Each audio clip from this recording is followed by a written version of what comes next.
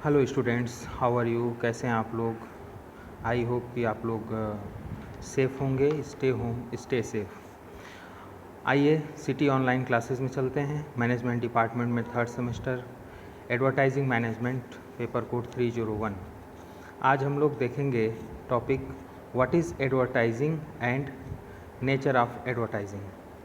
क्या होता है एडवर्टाइजिंग और उसका नेचर क्या होता है, कैसे काम करता है।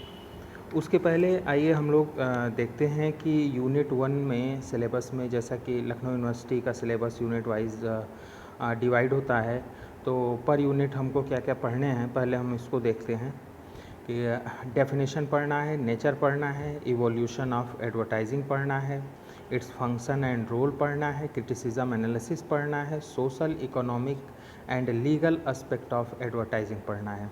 ये सारे टॉपिक्स हैं जिसको आप लोगों को यूनिट 1 में कवर करना है।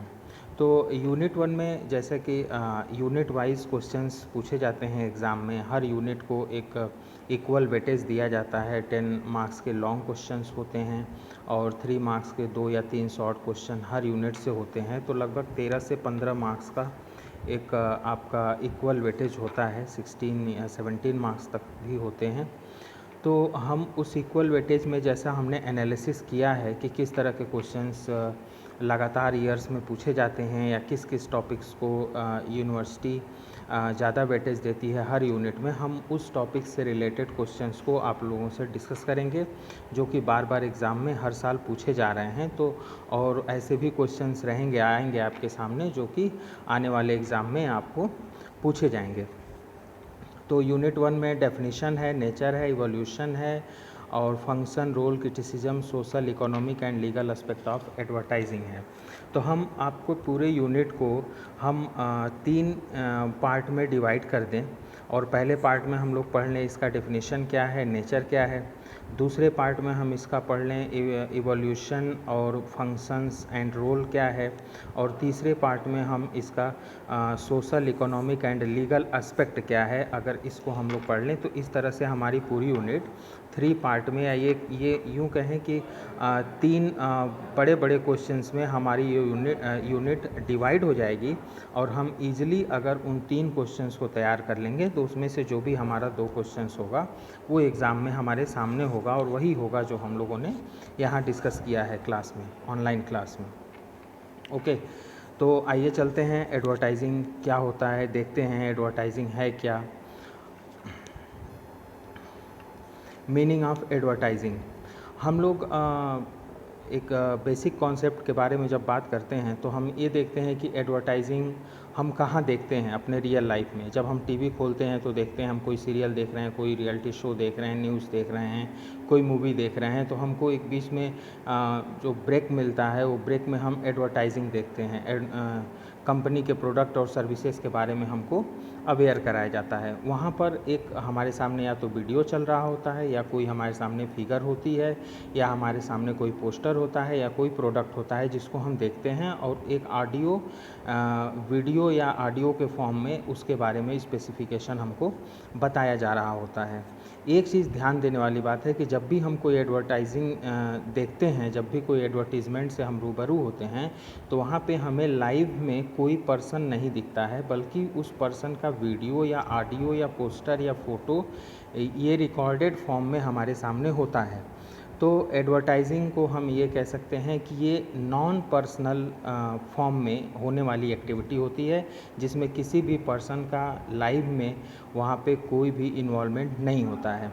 दूसरी चीज़, हम जब भी एडवर्टीज़मेंट करते हैं, जब करा रहे होते हैं, तो ये हम उसके लिए, कोई भी कंपनी हो या हम हो, आप हो, कोई ऑर्गेनाइजेशन चला रहे हों, तो हम जब उस ऑर्गेनाइजेशन को चलाते हैं तो हम जब उसके लिए एडवर्टाइजिंग कराते हैं तो हम उसके लिए हम कुछ ना कुछ पेड करते हैं। तो हम ये भी कह सकते हैं कि एडवर्टाइजिंग हमारा एक पेड फॉर्म में होता है, पेड फॉर्म में होता है और इम्पर्सनल होता है या नॉन पर्सनल अट्रैक्शन होता है, जहाँ पे किसी पर्सन का कोई भी अट्रैक्शन नहीं होता है। तो हम मीनिंग ऑफ एडवर्टाइजिंग में हम लैंग्वेज की बात करें तो इजी लैंग्वेज में यहाँ पे 3-4 पॉइंट्स में लिखा हुआ है जिसको आप लोग इजीली समझ पाएंगे कि advertising is the means of informing and influencing a vast audience two by a product और सर्विस थ्रू विजुअल, ओरल और रिटेन मैसेज। एडवर्टाइजिंग क्या है? एक इन्फॉर्मेशन है। एक इन्फॉर्मेशन का मकसद है कि इन्फॉर्मेशन हम पहुंचाएं, ऑडियंस तक पहुंचाएं, हम टारगेटेड कस्टमर तक पहुंचाएं, लोगों तक पहुंचाएं जो हमारे कस्टमर हो सकते हैं, जो हमारे प्रोडक्ट और सर्विस को जो हम बाय करेंगे, परचेज करेंगे, उनको विजुअल या ऑडियो फॉर्म में या ओरल या रिटेन फॉर्म में हम उन तक मैसेजेस पहुंचाएं। तो इस तरह मैसेजेस पहुंचाने के लिए जो भी एक्टिविटीज़ हम अपनाते हैं, उसी एक्टिविटीज़ को हम वन वर्ड जो सब्स्टिट्यूशन हमने दिया है वो कहा जाता है एडवर्टाइजिंग। मीन्स कि एडवर्टाइजिंग क्या है? एक इन्फॉर्मिंग एंड इन्फ्लुएंसिंग, यानी इन्फॉर्मेशन को हम एक ऑडियंस तक, वास्ट ऑडियंस मतलब number of mass of audience तक हम पहुंचाने की कोशिश करते हैं, पहुंचाते हैं, और उनको हम इन्फॉर्मेशन उन तक पहुंचाते हैं, उसको परसुएट करते हैं प्रोडक्ट और सर्विस को परचेज करने के लिए। ठीक है। Advertising can be described as a paid form of non-personal presentation and promotion of ideas, goods or services। कह सकते हैं कि एडवर्टाइजिंग जो है हमारा वो क्या है, ऐसे भी डिस्क्राइब हो सकता है, paid form of non personal presentation. जहाँ भी एडवर्टाइजिंग की बात आएगी आप दो वर्ड ध्यान में रखिएगा, हमेशा ध्यान में रखिएगा कि ये पेड फॉर्म में होता है और नॉन पर्सनल प्रेजेंटेशन होता है इसका। यहाँ पे कोई भी पर्सन आपके सामने लाइव में नहीं खड़ा होता है, कोई भी पर्सन नहीं होता है, पर्सन का ऑडियो हो सकता है और पर्सन का वीडियो हो सकता है। ठीक है, पर्सन का पोस्टर, बैनर हो सकता है। तो इसलिए वहाँ पे नॉन पर्सनल प्रेजेंटेशन होता है। और इस एडवर्टाइजिंग के थ्रू हम करते क्या हैं? प्रमोशन ऑफ आइडियाज़, गुड्स और सर्विसेज। जो भी हमारे कंपनीज़ के आइडियाज़ हैं उसको हम शेयर करते हैं पीपल के साथ, टारगेटेड पीपल के साथ, मार्केटर के साथ, और गुड्स और सर्विसेज को हम क्या करते हैं? प्रमोट करते हैं। तो ये हमारा एडवर्टाइजिंग हुआ कि यहाँ भी हम क्या कर रहे हैं? अपने गुड्स और सर्विसेज को प्रमोट कर रहे हैं। ठीक है। अब इसको अगर एग्जांपल से थोड़ा सा हम समझा जाए या इसका जो रिलेवेंस है, तो एडवर्टाइजिंग के बारे में हम और भी कुछ कह सकते हैं। वो ये कह सकते हैं कि a business that wants to set up into markets and make a mark definitely need advertising. अगर किसी भी बिजनेस को मार्केट में सेटअप होना है, मार्केट में उनको एक अपनी पहचान स्थापित करनी है, तो उनको एडवर्टाइजिंग की ज़रूरत निश्चित ही पड़ेगी। कोई भी, हार्डली ही ऐसा कोई बिजनेस होगा जो आज के डेट में एडवर्टाइजिंग नहीं करता होगा। Every business has needed a vast amount of advertising, large amount of advertising to promote their idea, promote their goods, promote their services. Is it clear? Advertising कैसे कैसे किए जा सकते हैं, इसके मतलब के कॉन्सेप्ट को समझते हुए हम ये भी जान लें कि एडवर्टाइजिंग कैसे कैसे हो सकते हैं। Advertising can be done through various media such as newspaper, magazine, television, radios, poster, hoarding, billboard and in recent times the internet। ठीक है, आज के डेट में so many times spent on internet by the professional, by the youth, by the students, and every household spend their time on internet। तो internet भी आज के date में एक बहुत बड़ा माध्यम हो गया है किसी भी प्रोडक्ट और सर्विस को एडवर्टाइज़ करने के लिए। Is it clear? तो एडवर्टाइजिंग, न्यूज़पेपर, जब भी आप सुबह खोलते हैं न्यूज़पेपर में आप देखते हैं कि बहुत सारे प्रोडक्ट और सर्विसेज के एडवर्टाइजिंग होते हैं। वो कहाँ मिल रहा है, वो प्रोडक्ट कहाँ पे अवेलेबल है मार्केट में, ये सारी चीज़ें बताई जाती हैं उसमें, और क्या क्या स्पेसिफिकेशन है वो सारी चीज़ें उसमें मेंशन होता है। कंपनी के तरफ से न्यूज़पेपर वाले को पे किया जाता है, और जब पेड किया जाता है तभी वो क्या करते हैं? एडवर्टीज़मेंट देते हैं। टेलीविज़न को भी पे किया जाता है, मैगज़ीन्स को भी पे किया जाता है, रेडियो में भी न्यूज़ आता है, या कोई भी प्रोग्राम आता है, म्यूज़िक का प्रोग्राम आता है, कोई क्रिकेट मैच का लाइव टेलीकास्ट आता है, और कोई, तो इस तरह से वहाँ पे भी पे करके हम एडवर्टीज़मेंट को कराते हैं, अपने प्रोडक्ट और सर्विसेज को प्रमोट करने का काम उसके थ्रू भी करते हैं। हम जब किसी मार्केट से गुजरते हैं, हम देखते हैं किसी बहुत ही क्राउडेड एरिया में बहुत ही बड़े बड़े पोस्टर्स, होर्डिंग और बिलबोर्ड लगे होते हैं, होर्डिंग्स लगे होते हैं जो कि हमारा ध्यान आकर्षित करते हैं, और जब हम उसको देखते हैं तो हमें पता चलता है कि हाँ, कोई such new products are launching in the market, या पर्टिकुलर प्रोडक्ट के बारे में वहाँ पे अवेयरनेस फैलाई गई होती है, जिससे कि वो उस पर्टिकुलर एरिया से जब मास मूव ऑन करे तो वो उस एरिया को में उस तरह के प्रोडक्ट और सर्विसेज के बारे में भी उसको अवेयरनेस हो जाए, और उसको वो देखे तो उसका ध्यान उसके तरफ आकर्षित हो और उस प्रोडक्ट और सर्विसेज को परचेज़ करने के बारे में वो सोचे। तो ये कुल हमारा एडवर्टीज़मेंट का मीनिंग था एडवर्टाइजिंग का, जिसको हम लोगों ने समझा। अब इसका नेचर क्या है, तो नेचर 4-5 पॉइंट से हम जान सकते हैं कि नेचर क्या है। एडवर्टाइजिंग एक प्रमोशन मिक्स का एक प्रोमिनेंट एलिमेंट है। ये मार्केटिंग जब भी पढ़ा होगा आप लोगों ने फर्स्ट सेमेस्टर में, तो उसमें पढ़ा होगा प्रमोशन मिक्स, तो उसमें एक एलिमेंट के रूप में पढ़ा होगा कि प्रमोशन मिक्स का एक एलिमेंट है एडवर्टाइजिंग। ठीक है, advertising has a huge reach and it's pervasive in nature. ये एक बहुत ही मास पीपल को कवर करता है और अट्रैक्ट करता है, इस तरह का इसका नेचर है। और भी कुछ इसके नेचर्स हैं जो देखते हैं कि ये जो एडवर्टाइजिंग का मैसेज होता है, उस मैसेज में क्या होता है, क्या होना चाहिए।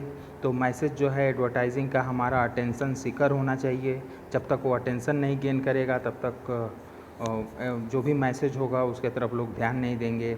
Has a unique selling proposition होना चाहिए, मतलब कि प्रोडक्ट का कोई ऐसा क्वालिटी होना चाहिए जिसको हम लोग हाईलाइट कर सकें एडवर्टाइजिंग में, जिससे कि कस्टमर फोकस्ड हो जाए। विजुअली अट्रैक्टिव होना चाहिए और कंज्यूमर ओरिएंटेड होना चाहिए, कंज्यूमर के नीड्स के अकॉर्डिंग होना चाहिए। और वेरियस मीडिया को यूज करते हुए हम एडवर्टाइजिंग को क्या करते हैं, हम एडवर्टाइजिंग की एक्टिविटी को परफॉर्म करते हैं वेरियस मीडियाज़ के थ्रू, क्योंकि एक जगह पे हमारा पूरा लोग मिल जाएं। जैसे इंटरनेट पे ही सभी लोग मिलें ज़रूरी नहीं है, कुछ लोग न्यूज़पेपर पढ़ते होंगे, कुछ लोग टीवी देखते होंगे, ठीक है, तो कुछ लोग के और माध्यम हैं, जैसे जहाँ पे रिमोट लोकेशंस हैं, जहाँ पे रेडियो ज़्यादा सुने जाते हैं, तो वहाँ पे उस तरह के माध्यम का। तो जहाँ पे प्रिंट मीडिया इजीली अवेलेबल है वहाँ प्रिंट मीडिया के थ्रू, जहाँ इलेक्ट्रॉनिक मीडिया अवेलेबल है वहाँ इलेक्ट्रॉनिक मीडिया के थ्रू हम क्या करेंगे, हम अपनी एडवर्टाइजिंग को परफॉर्म करेंगे। इसको डिटेल में देखते हैं। Attention seeker, unique sales proposition. Attention seeker means कि अटेंशन सीक करता हो, अटेंशन क्रिएट करता हो, ठीक है, टू टर्न द अटेंशन। जैसे लोग इस तरह से हो कि वो जब एडवर्टाइजिंग आपका चल रहा हो तो लोग आपकी तरफ देखने पे मजबूर हो जाएं, एक तरह से हम कह सकते हैं। जैसे एडवर्टाइजिंग जो टर्म ही है वो डेराइव हुआ है एडवर्टियर से बना हुआ है। एडवर्टियर का मतलब ही होता है टू टर्न द अटेंशन। तो अटेंशन को टर्न करना मीन्स कि अगर मास है, सामने है, मास है, हमारा एडवर्टाइजिंग ऐसा होना चाहिए कि हमारा अटेंशन उसके तरफ चला जाए। जब अटेंशन जाएगा तो वो क्या कह रहा है हम सुनेंगे, वो क्या दिखा रहा है हम दिखेंगे, वो क्या प्रोडक्ट है, वो क्या करता है, उसके फंक्शन क्या हैं, वो औरों से किस तरह से बेहतर है, ये सारी चीज़ें तभी हम जान पाएंगे जब सबसे पहला ही जो इम्पोर्टेंट चीज़ है कि उस एडवर्टाइजिंग के पास होना चाहिए, वो इम्पोर्टेंट चीज़ क्या, कि वो हमारा अटेंशन सीकर हो। Is it clear?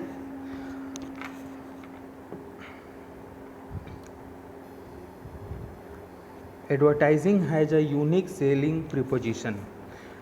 हम जब भी किसी प्रोडक्ट को एडवर्टाइज़ कर रहे हैं, उसके बारे में बता रहे हैं, और उसी के तरह का सेम सिमिलर प्रोडक्ट्स हमारे कंपटीटर्स ऑर्गेनाइजेशंस या कंपनीज़ बना रहे हैं, या सेम तरह के प्रोडक्ट अलग अलग ब्रांड नेम से अलग अलग कंपनीज़ बना रही हैं, तो why the people go through our product? Because of the USP. और वो यूएसपी क्या होगी?